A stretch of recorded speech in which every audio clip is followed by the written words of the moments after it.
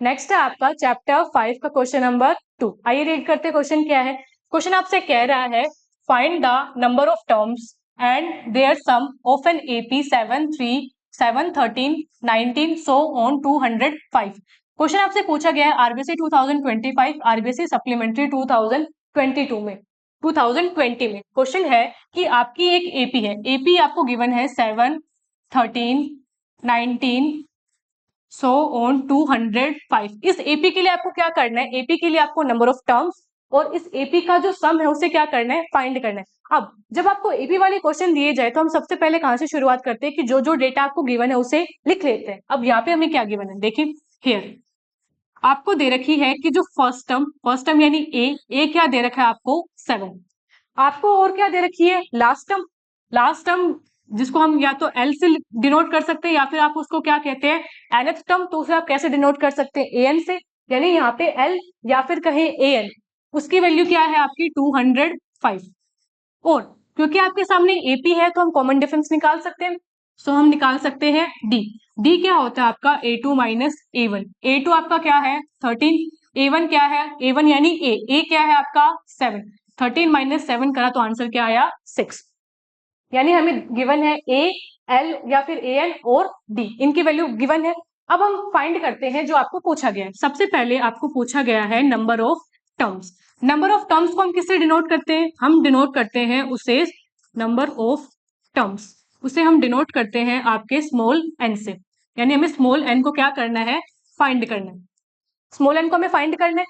अब small N को find करने का कोई फॉर्मूला हमें पता है, हाँ हमें पता है क्या कि जो ए एन है, ए एन को कैसे लिखा जा सकता है, A plus N minus 1 into D.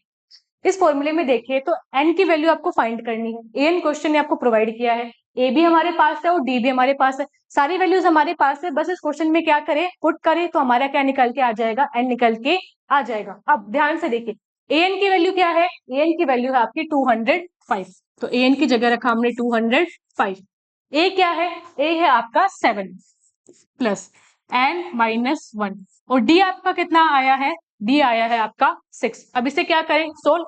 सबसे पहले इसे सोल्व करें तो 205 इज इक्वल्स टू 7, ब्रैकेट को अंदर मल्टीप्लाई करें so that would be plus 6n minus 6। 205 is equals to 7 minus 6 क्या, माइनस का 1 प्लस 6n हो गया आपका।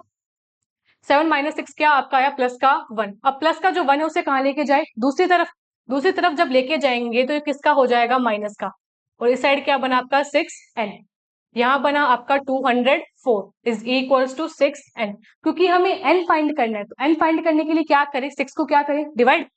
सो n आया आपका 204, डिवाइड किया आपने 6 से। 6 से जब डिवाइड करते हैं तो आपका आता है 6 3 जा 18, 2 बचा, ऊपर से आया 4, 6 4 जा 24। हेंस इस क्वेश्चन के लिए जो नंबर ऑफ टर्म्स है वो आपके कितने निकल के आई है, 34। हमारा पहला काम हो चुका है। क्वेश्चन ने पूछा था कि आपको क्या फाइंड करनी थी, नंबर ऑफ टर्म्स।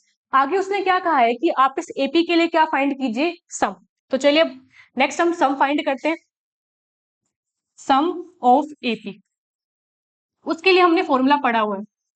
आपका फॉर्मूला क्या होता है, n by 2 a plus L. एक फॉर्मूला ये होता है एपी का यानी एपी की सम निकालने का एक फॉर्मूला हमने क्या पढ़ा है, n by 2 a plus L.